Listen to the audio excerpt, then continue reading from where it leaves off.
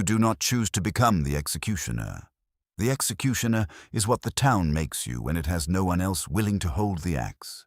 You wake before dawn in the coldest week of a winter that has already killed 3 beggars at the gate. The fire in the hearth burned low overnight. The walls of the house sweat frost where the mortar has cracked, and the smell of the place is what it always is: tallow, iron, old rope. You have stopped noticing the smell except on mornings like this one, when the cold sharpens everything, and your lungs pull in air that carries the memory of work you have not yet been ordered to perform, but already know is coming. The axe is on the table. It was there when you went to sleep, and it is there when you wake, because there is nowhere else in the house it belongs. The blade is sound, but the frost has done something to the edge overnight, tightened the metal's grain in a way that will show itself the moment weight and resistance meet. You know this the way a man knows weather from the color of clouds, not from reading, not from instruction, but from years of watching the same phenomenon repeat. You will sharpen it again this morning. You sharpened it 2 days ago. You will sharpen it tomorrow if tomorrow comes without a summons. This is what they do not tell you about the dark life of a medieval executioner. They do not tell you that the violence is the smallest fraction of the work. They tell you nothing, in fact. The office descends on you, or it is offered, and you accept because the alternative is to watch your children eat less until they stop growing. They tell you the pay, the housing, unto the duties in their broad outline. They do not tell you that the rope must be tested in all weather, that shackles rust faster in damp winters and slower in dry ones, that the gallows beam outside the northern gate accumulates a particular kind of rot in its lower joints that a man must check by hand because the eye cannot catch it until the wood is already compromised. They do not tell you that this knowledge will become the architecture of your days. The town is called what it is called, and it sits in the plain country of northern France the way all such towns sit, with its walls, its market square, its cathedral rising above the roof lines, its gates facing 4 directions. The decade is the 1380s. The king is far away. The lord who holds the charter is farther in practical terms, which means that local magistrates run the courts, and local council members run the magistrates, and the municipal ledger runs everything. You are a line item in that ledger. You have been a line item for 11 years. The house they gave you when you took the appointment is on the eastern edge of town, past the fuller's vats and the tanner's yard, which means it sits in the smell of processed hides and rendered waste, downwind of everything the town produces and discards. It was not the council's cruelty that placed you here. It was their logic. You are municipal property adjacent to municipal waste, and the geography makes sense to everyone except possibly you, although even you stopped thinking about it in those terms after the 2nd year. You pull on your coat in the dark. The coat is heavy wool, not fine. I greased on the outside against wet weather. You pull on boots that take effort because the leather has contracted in the cold. You move to the table and pick up the whetstone from the shelf above it, and you begin. The sound of sharpening in a cold room before dawn is a specific sound. Stone on steel, rhythmic, slow. You keep your strokes even. Uneven strokes leave a blade that cuts differently on each side of its arc, and a blade that cuts differently on each side is a problem that becomes visible in front of 200 people. You have understood this for 11 years. You will understand it for however many years remain. The fire needs wood. You add 2 pieces and do not wait for it to catch before returning to the axe. Light will come when it comes, or you work by touch and familiarity until the room brightens enough to see the edge clearly, and then you hold the blade to the light and examine what you have done. The edge is even. The edge is cold bright. You set the axe down and move to the rope. The rope hangs from a peg near the door, not the execution rope, which is stored in the locked shed adjacent to the scaffold outside the gate, but the testing rope, which you use to assess tension and stretch a new cordage before it is put into service. The rope currently coiled on the peg is one that arrived from the rope maker 3 weeks ago. You paid for it from the municipal allowance, which means you signed a receipt that is now sitting in the council's records building alongside 11 years of similar receipts. This rope has been tested twice. You will test it once more before attaching it to the scaffold beam, because rope that has been stored in a cold room behaves differently than rope that has been stored in a cold room and then warmed by the heat of an enclosed space and then cooled again, and the difference matters. You loop the rope around the beam above the door, tie the proper knot, attach the stone weight that hangs on a hook below the peg. The stone is 45 pounds, which approximates the force differential at the moment of full arrest. You let the rope take the weight. You wait. You watch the knot. You watch the fibers where the load concentrates. Nothing moves that should not move. You unwrap the rope, coil it again, replace it on the peg. Outside the shuttered window, the town is still dark. A dog barks somewhere near the fuller's yard and stops. The wind is from the north, and it comes through the gap in the shutter frame as a thin, cold pressure against the side of your face. You stand in the middle of the room, and you think about the day, which is not a luxury, but a professional necessity. The winter assizes have been sitting for 2 weeks. 3 cases remain pending verdict. You have been told nothing formal yet, but you are not told anything formally before the first hanging of this season either, and you are nevertheless not surprised when the writ arrived. The breakfast you make is bread and hard cheese and water heated over the fire until it stops tasting entirely of cold. You eat standing. You have eaten standing at this table for 11 years, not because there is no stool, but because sitting feels like a pause the morning cannot yet support. And the town's bells ring prime from the cathedral, and the day begins in the official sense. Somewhere behind you, above the floor on the sleeping platform, your son turns over in his blankets and settles back into quiet. He is 12. He helps you with the tools on market days, carrying the maintenance kit to the scaffold for inspection. He does not help with anything else yet, and you have not discussed what yet means or when it ends. You have not had that conversation because having it would make it real in a way that maintaining silence does not. You put on your hat, take the axe from the table, wrap it in its carrying cloth, and go out. The path from your house to the scaffold follows the inside of the eastern wall, then turns north along the market road to the gate. Then continues another 30 yards beyond the gate to the cleared ground where the scaffold stands. The scaffold is permanent municipal infrastructure, not a temporary construction for individual events. It consists of a platform 4 feet off the ground, accessible by 7 steps on the southern face, with 2 upright posts supporting a cross-beam for hanging, and a separate chopping block mounted on a lower bracket at the platform's western end. The platform is planked with oak, sealed against wet with a tar compound that you renew in the autumn. The uprights are ash, replaced when necessary, which has been twice in 11 years. The crossbeam is also ash, inspected quarterly, currently sound. You climb the 7 steps and begin inspection before the sun has fully cleared the horizon. The platform planking first, working each board with your foot to feel for spring or crack. 3 boards have minor flex that is within acceptable range. 1 board on the eastern edge has developed a split near the nail line that you note for repair. You move to the uprights, pressing both hands flat against each surface and pushing laterally, feeling for movement at the base joints where the post meets the platform frame. Both uprights are solid. You move to the cross beam, running your hands along its length, checking the rope anchor points where the iron staples are set into the wood. The staples are tight. There is rust forming on the lower face of the eastern staple, but it has not penetrated the iron's thickness, and you note it as a monitoring item rather than an immediate concern. The chopping block on the western bracket is a hard wood section, thick-grained, heavily scored from previous use. You turn it a quarter rotation to present a cleaner face. You do this methodically, not with any particular emotion, the way a carpenter turns a work piece to present grain in the direction a joint requires.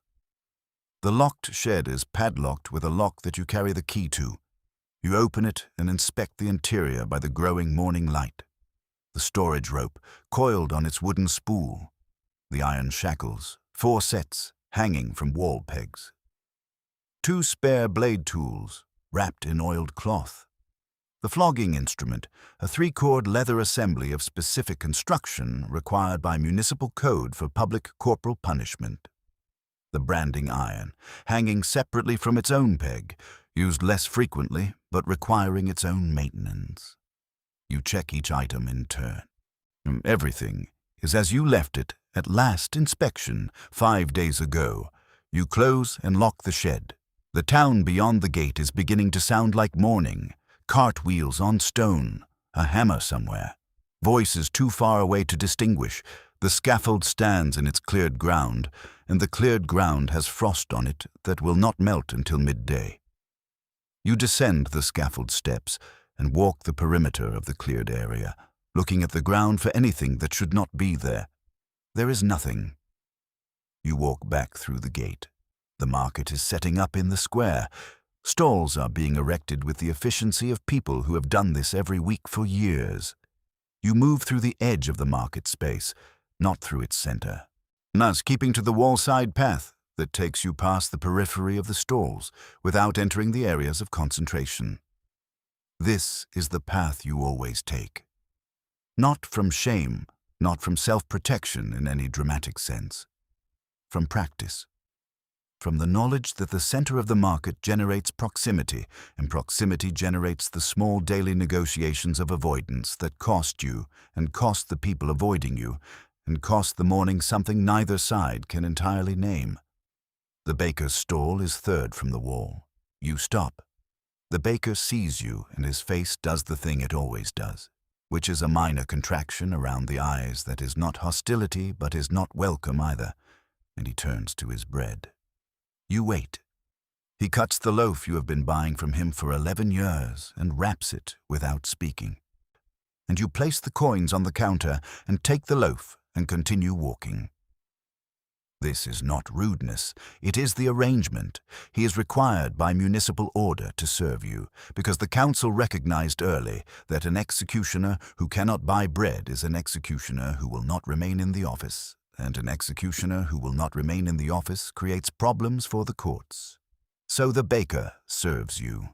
He serves you with his eyes averted and his hands efficient, and his manner perfectly calibrated to convey that the transaction is occurring under obligation rather than commerce. You have been receiving this calibration for 11 years. You stopped expecting anything different at roughly the 3-year mark. 3 stalls further, a woman selling dried fish turns her back as you pass. You do not slow. She is not being dramatic. She is being ordinary. The avoidance is reflexive at this point, communal rather than individual, a behavioral inheritance that her children will have observed and adopted without anyone needing to explain it. Her children will also avoid your son on the school path, which is less a school path in the formal sense and more the track between the church, where the priest teaches letters and numbers to children whose families can spare them on weekday mornings, and your house. Your son has stopped taking that track and goes now by the wall road, adding 15 minutes to the journey in each direction, and you have not asked him why, because you know why, and asking would require him to say it. You return to the house with the bread. Your son is awake and sitting at the table with a piece of metal hardware in his hands, and a shackle hinge that had developed a rough spot in its mechanism last week and that you set him to filing smooth with the small hand file. He is doing it correctly. You watch for a moment without speaking. He has the piece held properly, the motion controlled and even, the file running along the hinge channel at the right angle. You do not tell him he is doing it well because he knows he's doing it well, and telling him might make it seem like the work requires encouragement rather than being simply what needs doing. You put the bread on the shelf and cut a piece and set it near him without comment. He takes it without looking up. You sit, finally, on the stool, and eat standing is no longer accurate, and you have been eating at the table for several months now. As ever since winter shortened the mornings to the point where standing felt like spending something you did not have. The thought arrives as it always does. The Ritz. The writs will come or they will not. 2 pending verdicts from the current assizes session, possibly 3. The third case was for an offence that carries a range of penalties from flogging through to death, and the magistrate handling it has a reputation for severity in winter months that you have catalogued from 11 years of working inside his jurisdictional zone without ever having spoken to him directly. You know him through his sentences the way you know weather through what it does to rope fibers. Indirectly, precisely, reliably. If the writs come, they will come to the municipal officer's door, and the municipal officer will send a clerk with the formal notification. The notification will specify the sentence, the date, the method, and any procedural requirements imposed by the court. You will sign the acknowledgement. The clerk will return the signed copy to the court. The proceeding will be entered into the ledger. Your fee will be recorded as a future payment obligation of the town. This is the system. It functions with the kind of regularity that makes it easy to forget, in the spaces between events, how much of your life it occupies. The shackle hinge makes a small, smooth sound as your son completes the filing. He holds it to the light, checks the channel, runs his thumbnail along the edge of the mechanism. Satisfied, he sets it on the table. You note this without speaking. He will put it back in the kit later when he organizes the tools before market day. He does this without being asked, which tells you more about what he understands than anything either of you has said. The morning continues. You mend the cracked sole on your secondary work boot with an awl and a strip of leather cut from a spare piece you keep in the tool chest. The awl pushes through the leather with the resistance of cold, stiffened material, and you have to work it with more force than you would in warmer weather, which means by the time the sole is restitched, your hand is tired in the joint of the thumb. You note the tiredness without attending to it. Hands tire. Hands recover. The problem is when they tire at the wrong moment, which is the kind of problem that has a way of arriving without warning when you have been tired continuously for several weeks and the individual incidents of rest have not accumulated into actual recovery. The assizes have been sitting for 2 weeks. In the 2 weeks before this current session, there were 3 executions, 2 hangings for theft under repeat offender ruling, which is a ruling the court applies to second convictions when the first resulted in a lesser sentence. 1 beheading for a killing committed during a robbery of a grain merchant's house outside the North Road. You performed each one. The hangings were separated by 4 days. The beheading came 6 days after the second hanging. Then a gap of 11 days before the current session began. 11 days in which you maintained tools, collected the body of a vagrant who died at the eastern gate, disposed of an ox carcass from the road below the fulling mill, and received the delayed portion of your quarterly fee from the municipal clerk, who apologized for the delay in the tone of a man apologizing for a minor administrative inconvenience, rather than for the fact that your family had been eating on credit with the grain merchant for 3 weeks. You set the mended boot down and look at the window. The light is full morning now, clean and cold, pressing through the shutter gap in a line that crosses the table and picks out the dust in the air above the bread shelf. The fire has settled into steady burning. The house is as warm as it gets in this season. Somewhere in the town behind you, the magistrates are sitting in the council hall. Cases are being heard. Evidence is being presented. Witnesses are being questioned. The clerk is taking notes in the court's hand, which is a specific writing style used in official proceedings that preserves the structure of testimony without capturing the texture of how it was given. Sentences are being considered. Some are being delayed for deliberation. Some are being delivered today.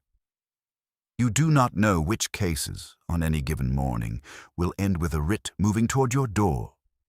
You know only that winter compresses the calendar in ways that summer does not, because hunger compresses crime, and crime compresses the courts, and the courts compress you.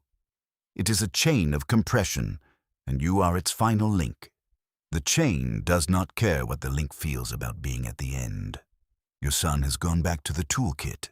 She is organizing the small implements in the order you taught him. Blade tools together, binding materials together, measuring cords wound and stored by length. He does this with the focused competence of a boy who has been taught a system and applied it until the system is in his hands rather than in his head.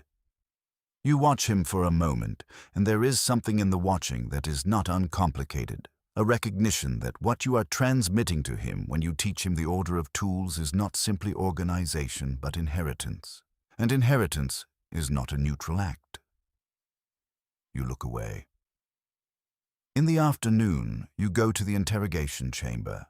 Not because you have been summoned, but because a standing order from the magistrate's office requires the municipal executioner to confirm the readiness of the facility at the start of each assize session, and you have not done this formal inspection yet in the current session. The interrogation chamber is in the basement of the Justice Building, accessed from the rear courtyard through a low door with a heavy bar. You have the access key. You have always had the access key, kept on the same ring as the scaffold shed key, which means the key lives in your coat pocket every waking hour and on the shelf above your head when you sleep. The chamber is a room of medium size, roughly 15 feet by 20. Stone floor.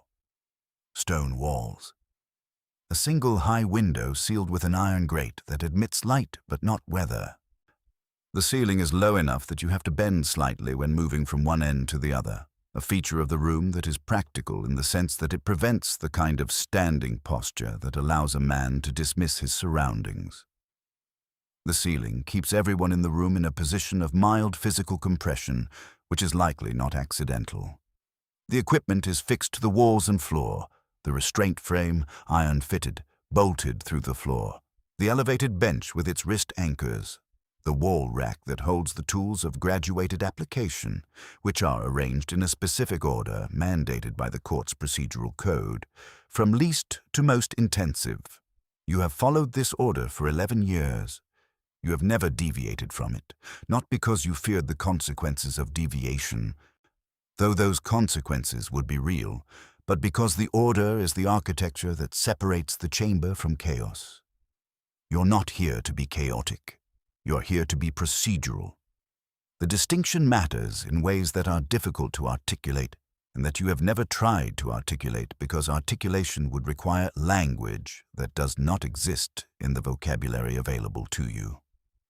You inspect the restraint frame. The iron fittings are cold, clean, undamaged. The floor bolts have not loosened. You check each bolt with a wrench from your kit. They are tight. You inspect the elevated bench. The wrist anchors are sound. The leather in the anchor cuffs has not dried to cracking, which it can do in cold weather. You applied oil to the leather at the last inspection, and the oil has held. You move to the wall rack. You see each tool in its place, each in its proper position in the sequence. You check the condition of each piece the way you check the axe blade, looking for damage, for compromised metal, for any feature that would affect function. Everything is as it should be. You record the inspection in the logbook kept on the shelf by the door, noting the date and condition, signing with the mark you use for official documents, a specific configuration that identifies your office. The logbook is reviewed periodically by the court's administrator. It is part of the record system that establishes that everything done in this room was done in compliance with sanctioned procedure.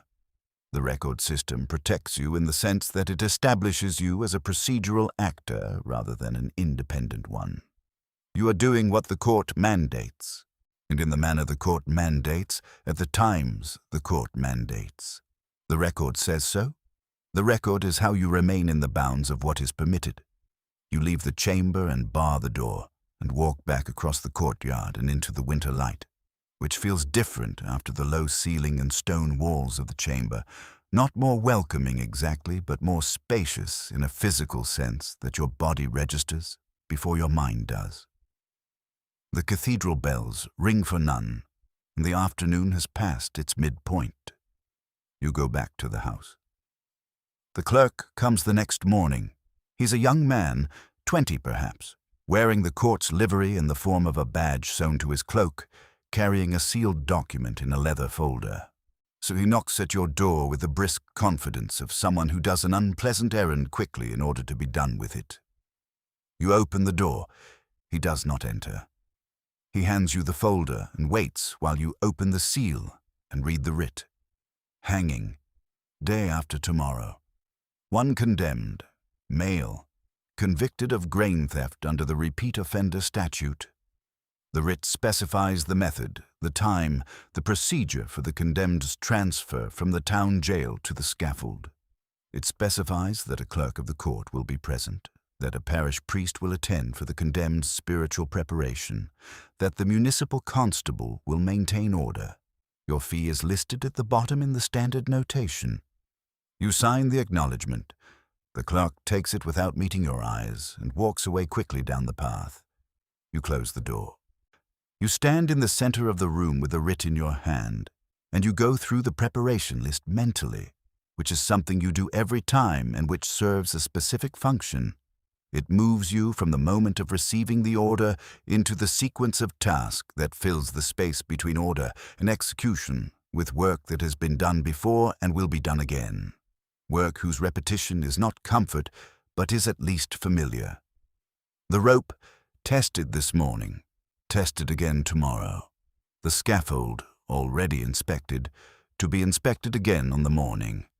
The constable, to be notified of the exact time which is specified in the writ.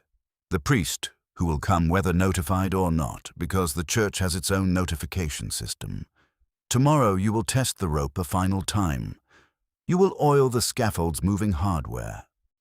You will inspect the drop mechanism, which is a hinged trapdoor arrangement that you replaced the hinges on 2 months ago and which has functioned correctly in every subsequent use. The day after tomorrow, before the bells ring terse, you will be at the scaffold. The condemned will be brought from the jail. The priest will have completed confession. The clerk will read the sentence publicly. You will perform the sentence. The constable will maintain the crowd. The clerk will record the execution's completion. You will oversee the subsequent procedure regarding the body, which may include display or immediate removal depending on the court's specification, which on this occasion specifies removal and transfer to the church burial ground, because the man is a first offense escalation rather than a repeat violent offender. And the court apparently sees a distinction worth marking. You put the writ in the box under the table where official documents are kept. You go back to the axe.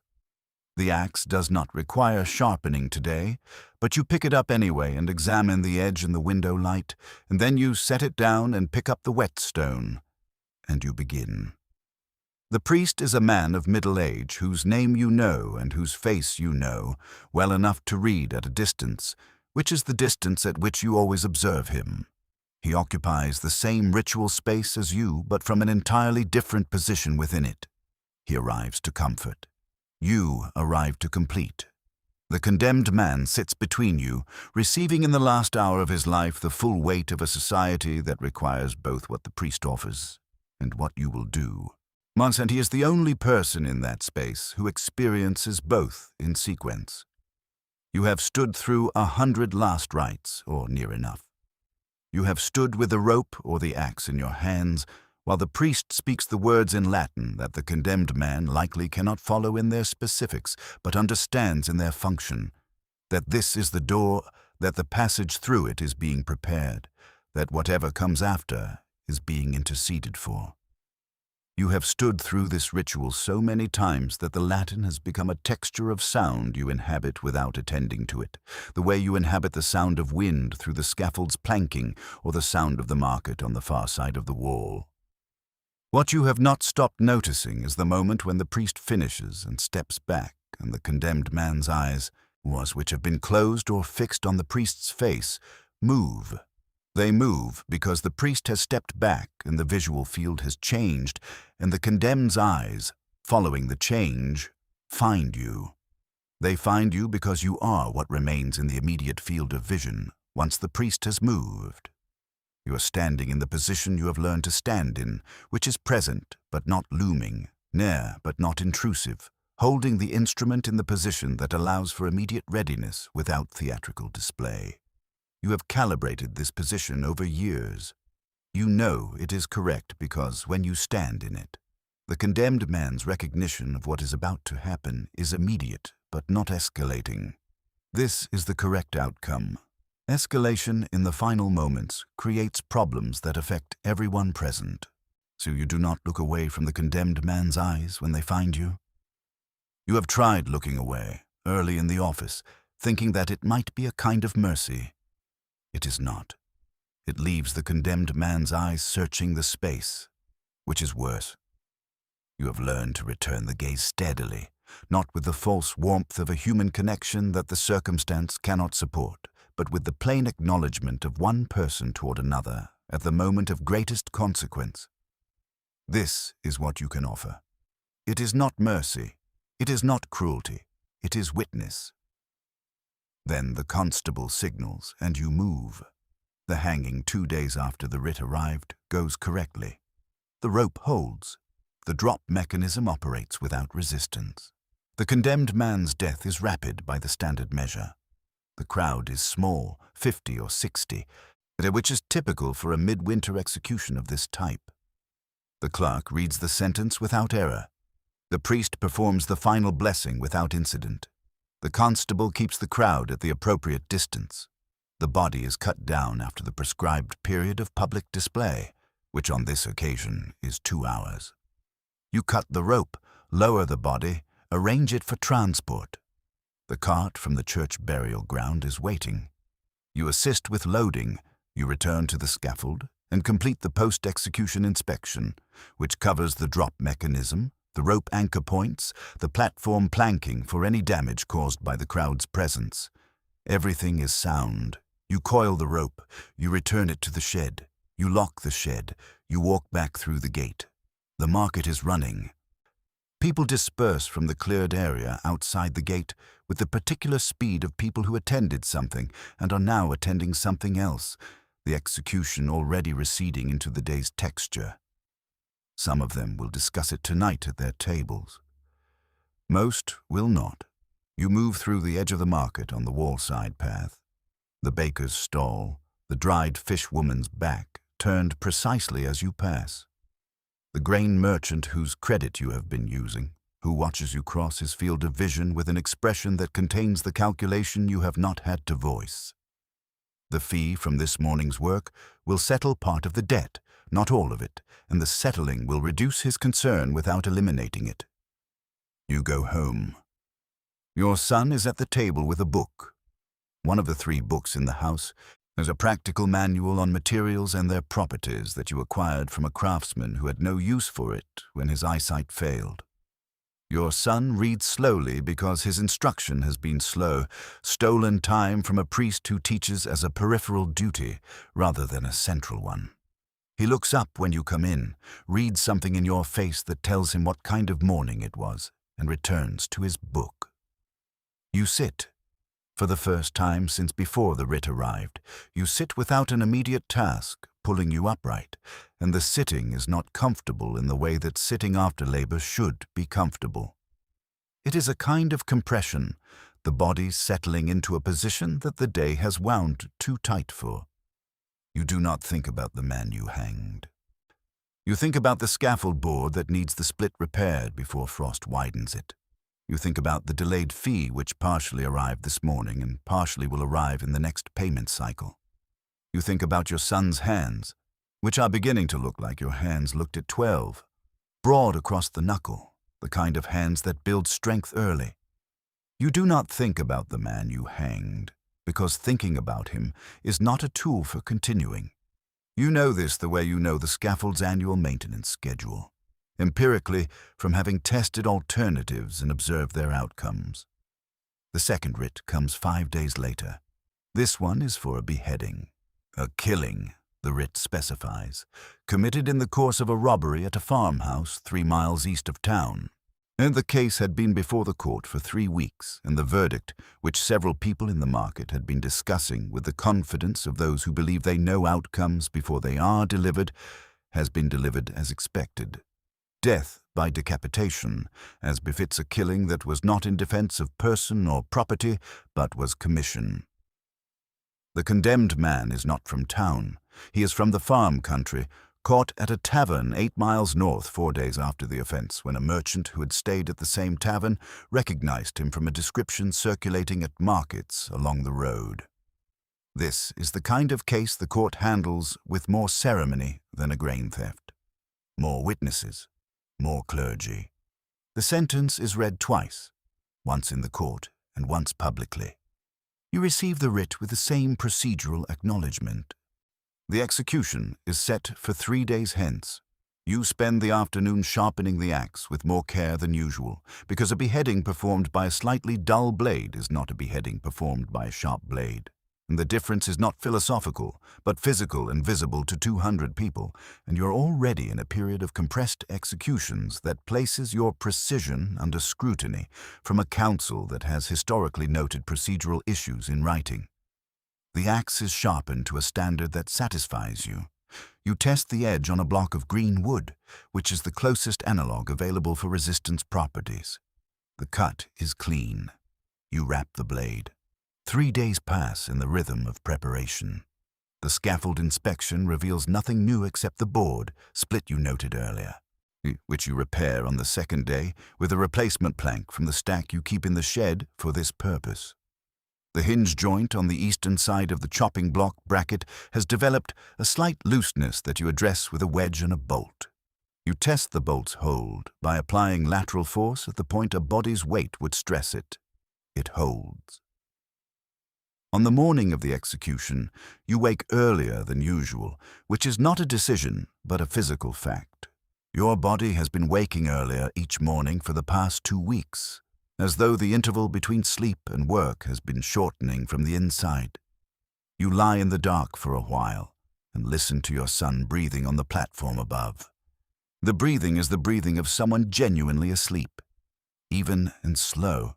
Son, you wait until the room has enough grey light to move without disturbing things, and then you get up, dress, and take the axe from the table. The morning is the coldest of the winter so far. You can feel the cold through the walls of the house before you open the door. When you open the door, the air is a pressure that finds the gap at your collar and the space inside your cuffs immediately.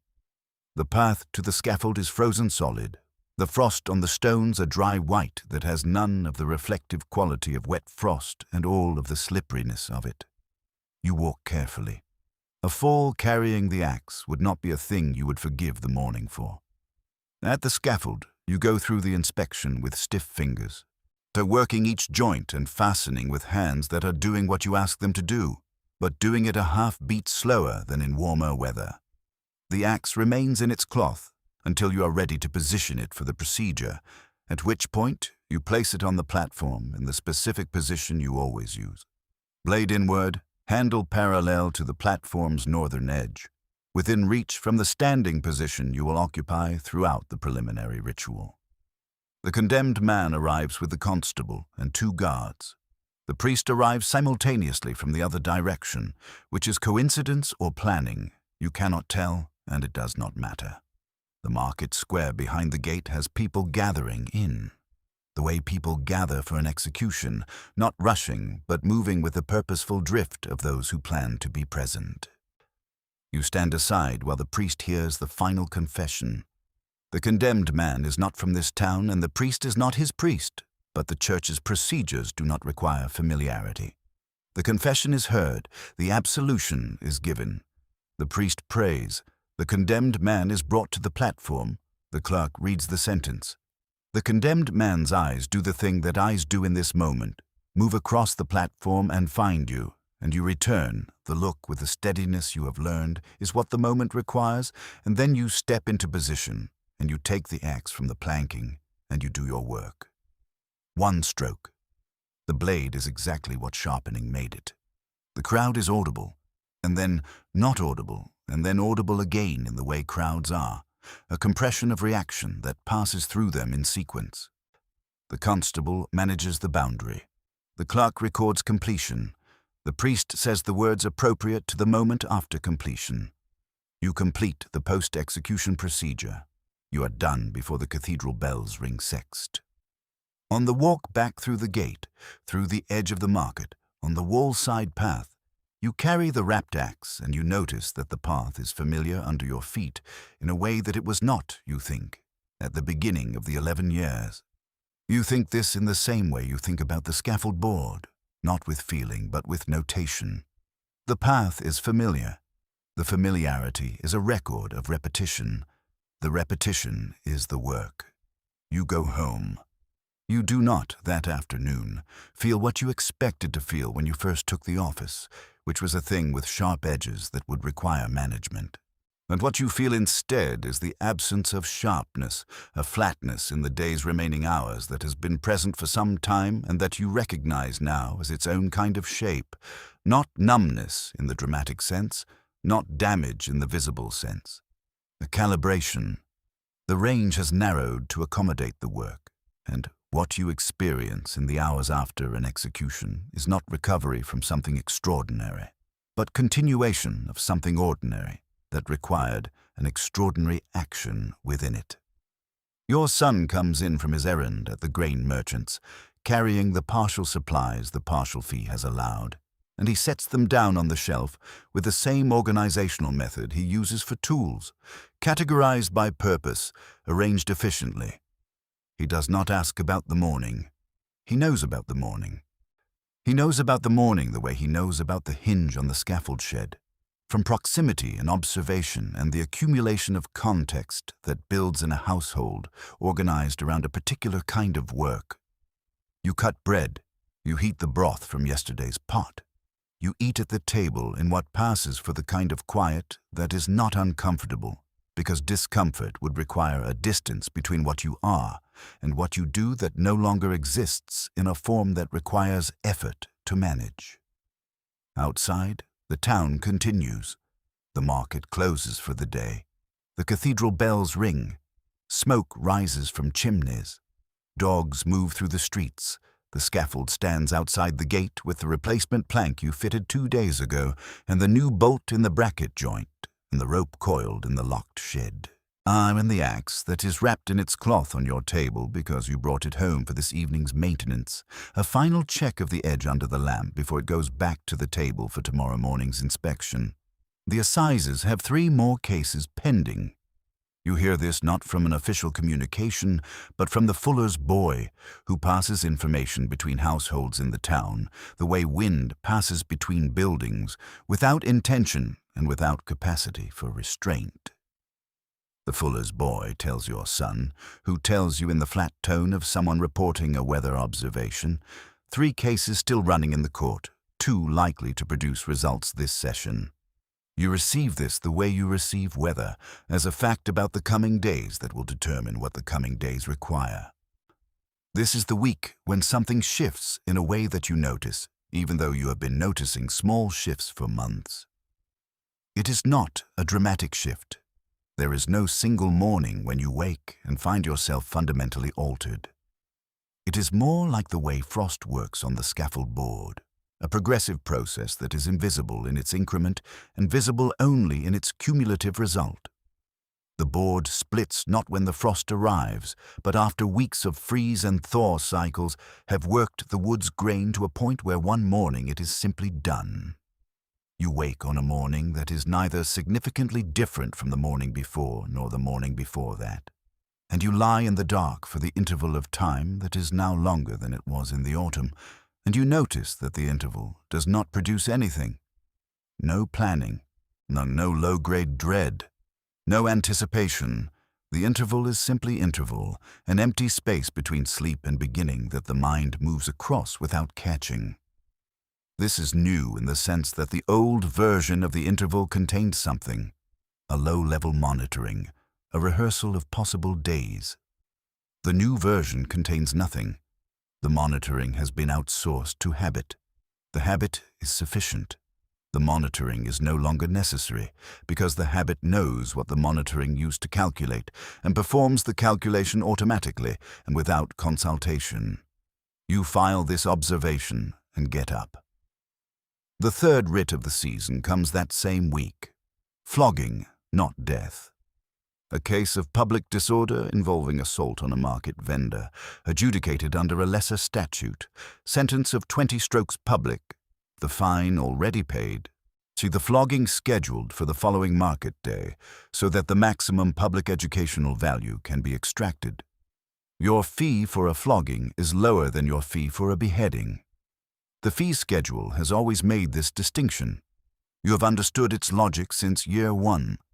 A flogging is physically easier, lower risk of procedural error, less time-intensive. The fee reflects this. The math is the council's math, and it is correct in its own terms. You collect the flogging instrument from the shed, inspect it, find one of the 3 cords has developed a wear point near its attachment to the handle.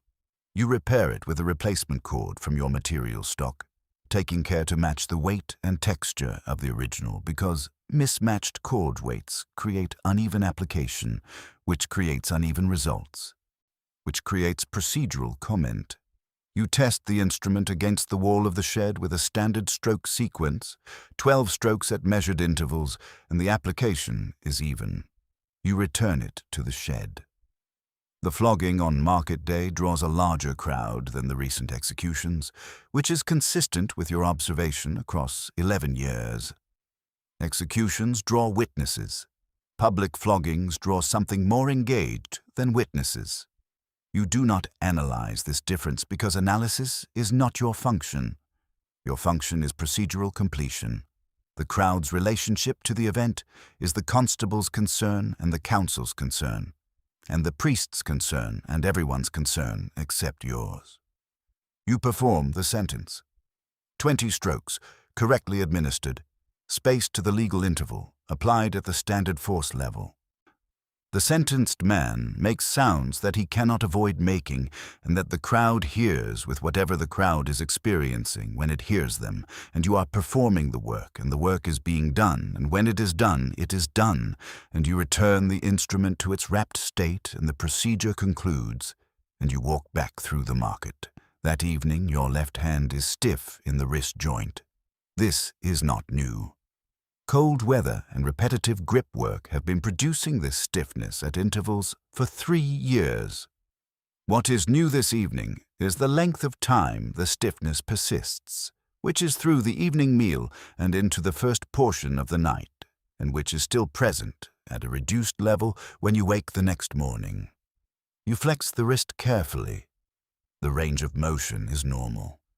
The stiffness is in the joint's deep tissue. Not the ligament, not anything that would restrict function in a way that would show. But it is there, and it is there in a different way than it has been there before, a settled quality to it that feels like establishment rather than temporary reaction. You are 39 years old, which is not old in the absolute measure, but is old in the measure of the work.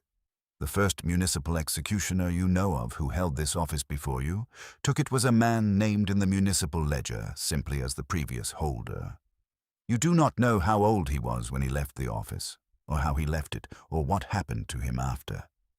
The ledger records his last year of service and then records your first year with the continuity of municipal documentation that is interested in function, not individuals. Or 39. The wrist will continue.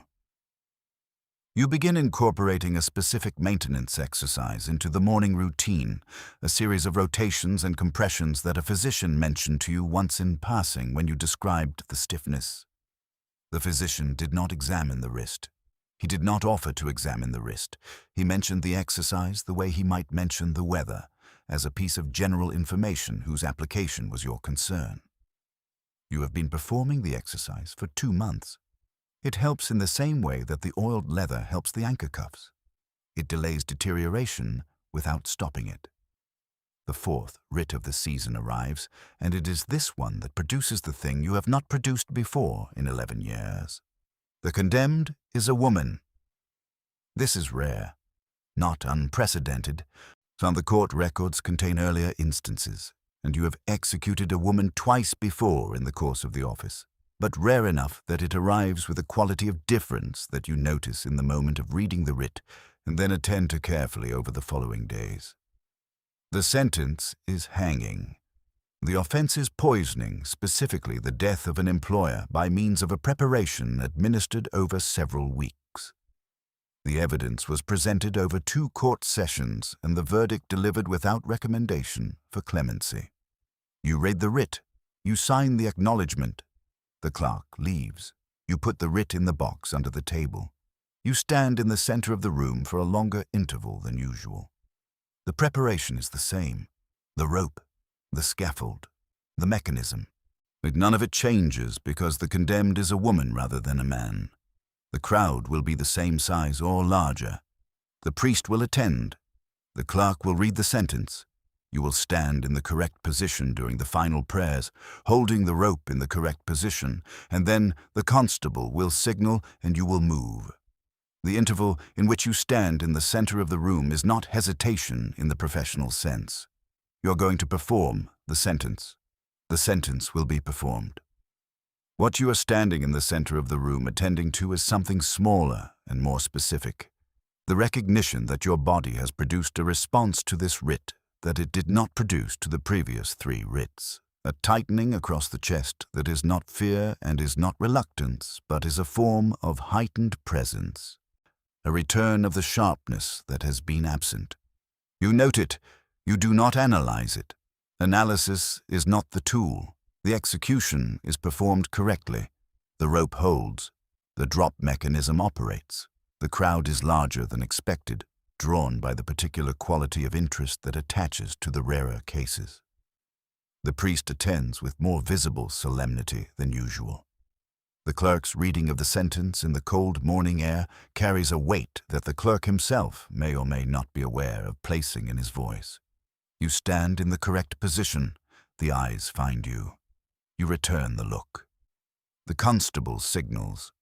Afterward, on the wall-side path through the market, you carry the rope instead of leaving it in the shed because you want to inspect it more carefully at home in better light than the shed affords. You carry it over one shoulder, like a coil of rope that has done what it was made to do, and you move through the market's edge while the stalls continue their business and the crowd from the cleared area outside the gate disperses.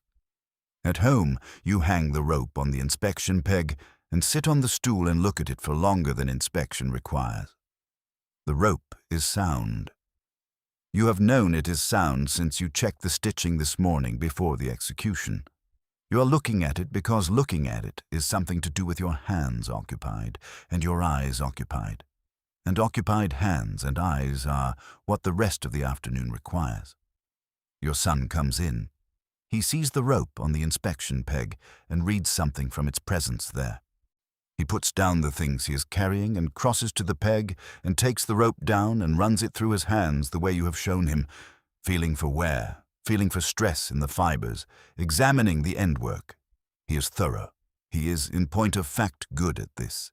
He has your hands for it, the broad-knuckled hands that feel things clearly. He looks at you. "It's sound," he says. You nod. He coils the rope and replaces it on the peg with the correct coil orientation. He goes to the shelf and cuts bread and pours water and puts these things on the table without comment. You eat. The weeks following are the weeks in which the season turns its particular corner.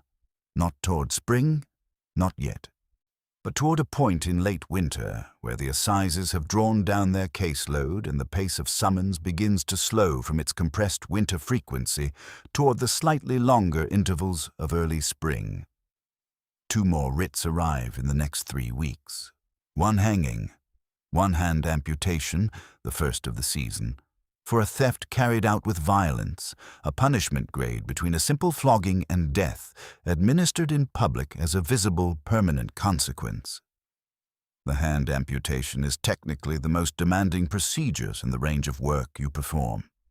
It requires precision of a specific kind, the kind that leaves a man permanently altered but alive, which is a narrower requirement than the kind that does not require survival.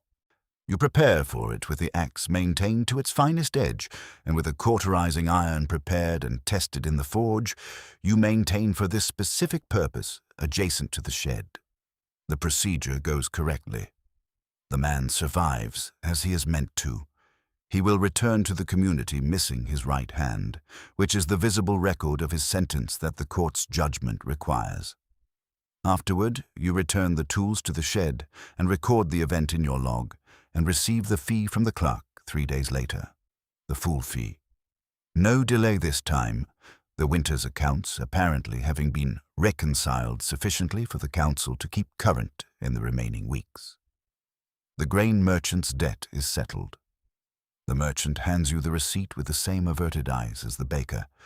You take the receipt, you return home. As the last writ of the winter assizes arrives in the final week before the session's official close, which is announced by the council with the particular civic formality that marks seasonal transitions in the town's administrative life. Hanging, repeat offense, grain theft, the statute the court has been applying all winter to cases where lesser sentences have previously failed to produce behavioral modification.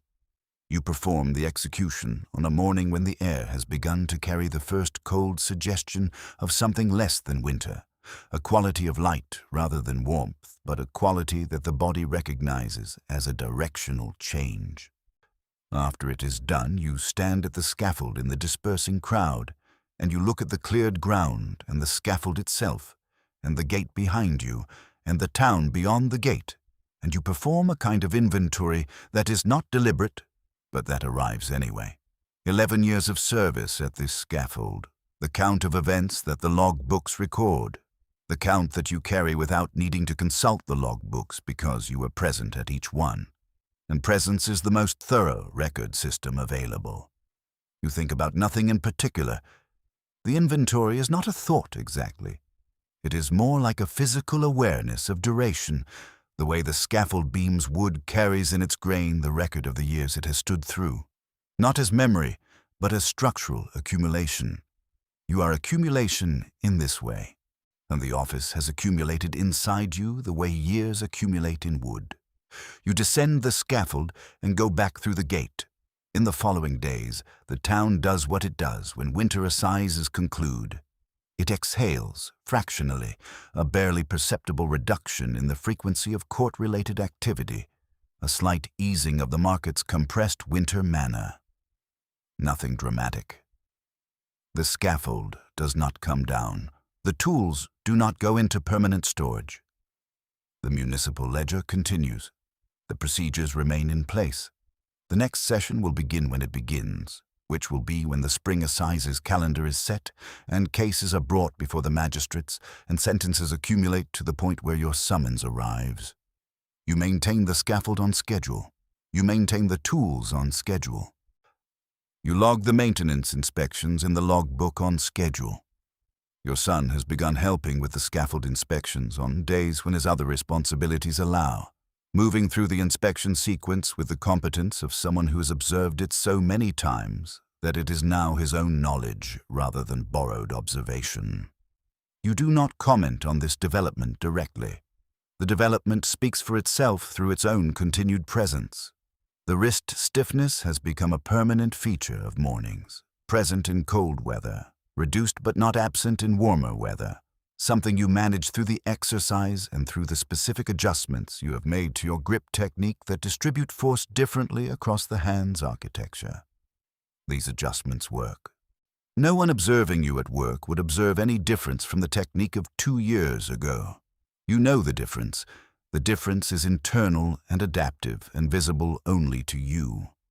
The spring is coming in the way spring comes in northern France, not with the dramatic announcement of Mediterranean seasons, but with a slow incremental withdrawal of the winter's specific quality, a softening of the light that arrives before any warmth, a lengthening of the morning's gray interval before first color appears. The scaffold planking absorbs the sun when it comes with a particular quality of wood that has been through many seasons and stores warmth in its surface briefly, before releasing it again into the cooling afternoon. Your son is 13 now. He will be 13 in the month when spring officially arrives, according to the calendar. And he is taller than he was at 12 in the way boys move through a year's height more quickly than you expect. His hands are capable. His capacity for sustained attention to detailed work is what yours was at the same age, which is something you are aware of without being glad about in the uncomplicated way fathers are said to be glad about their sons resembling them. The resemblance you observe is functional. It tells you what is likely to come, which is the transmission of the office. You have not made a plan to prevent this. You have thought about whether a plan is possible, which is a different thing. The thinking has produced the following reliable outcomes every time. The office provides the house, the income, as the only stable income available to a household of your social position in a town where your social position is defined by the office. Leaving the office would mean leaving the house, which would mean leaving the town, which would mean relocating to a region where your name and history have not preceded you, which would mean presenting yourself for employment in a craft for which you have no guild membership and no certification, in a social position that would be marginal in any town in a season or a year when the economy of northern France in the 1380s does not offer broad opportunity to unskilled men without guild credentials. The thinking produces, reliably, the same destination. The office continues. And if the office continues, the proximity of your son to the office continues, and the proximity of your son to the office is what the office requires to perpetuate itself. This is not a conspiracy. It is not malice. It is the architecture of a system that has been designed over the generations in which systems of this kind evolved, to remain in place by making exit costly and continuation natural. The system did not design itself with your son in mind. The system designed itself with a position in mind, and the position will be filled by whoever is most available to fill it, and the person most available is the person raised in the house adjacent to the scaffold, trained in the maintenance of the tools, familiar with the procedures, carrying the social weight of the lineage. You go to the scaffold on a morning in late winter that has the first suggestion of spring in its light, and you complete the inspection, and you lock the shed, and you stand at the top of the scaffold steps for a moment before descending. The town is visible in its entirety from this elevation, or not its entirety, but its outline. Roof lines, the cathedral spire, the market square's open space, the roads leading out through the 4 gates to the farm country, and the larger roads beyond.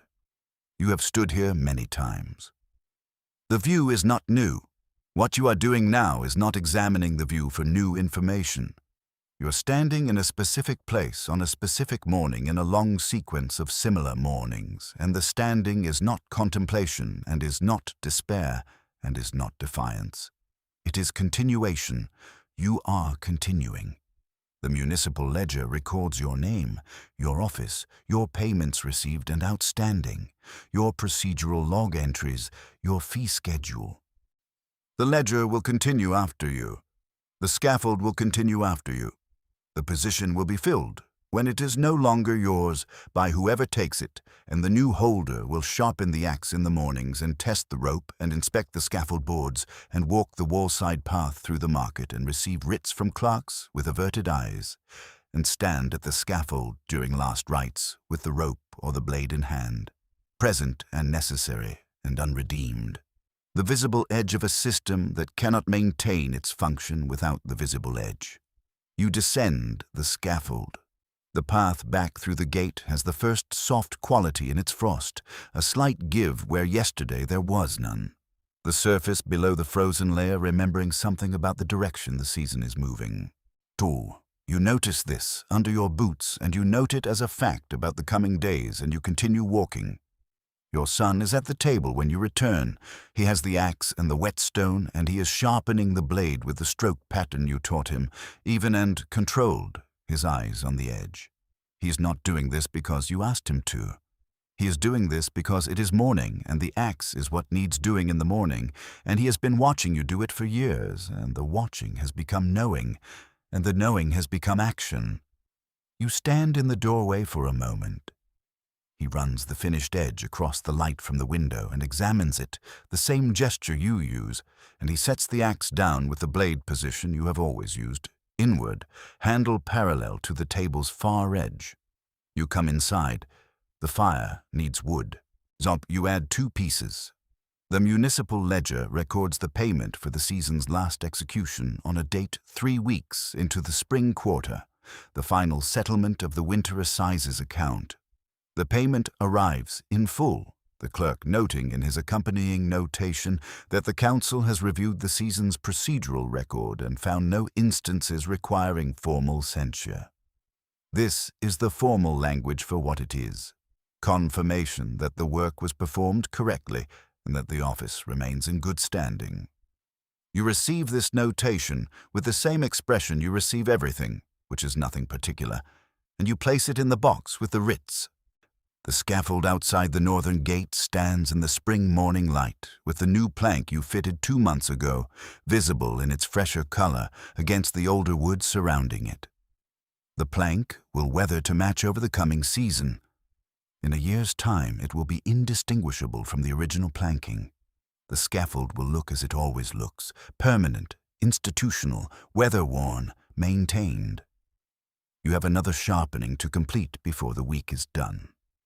The blade work from the last execution left the edge in a state that requires correction, not urgency, but scheduled maintenance. You will do it tomorrow. You have been doing it every time it is needed for 11 years, and you will do it tomorrow, and you will do it the time after that. The next assize season will be announced when it is announced. Cases will accumulate. Writs will arrive with clerks who do not make eye contact. Priests will speak in Latin at the foot of the scaffold steps. Crowds will gather and disperse. The constable will manage the perimeter. The clerk will read the sentence. The ledger will record the fee. You will be there. You will have sharpened the axe. You will have tested the rope. You will have inspected the scaffold. You will know the condemned man's eyes when they find you. The fire burns steadily. The bread is on the shelf.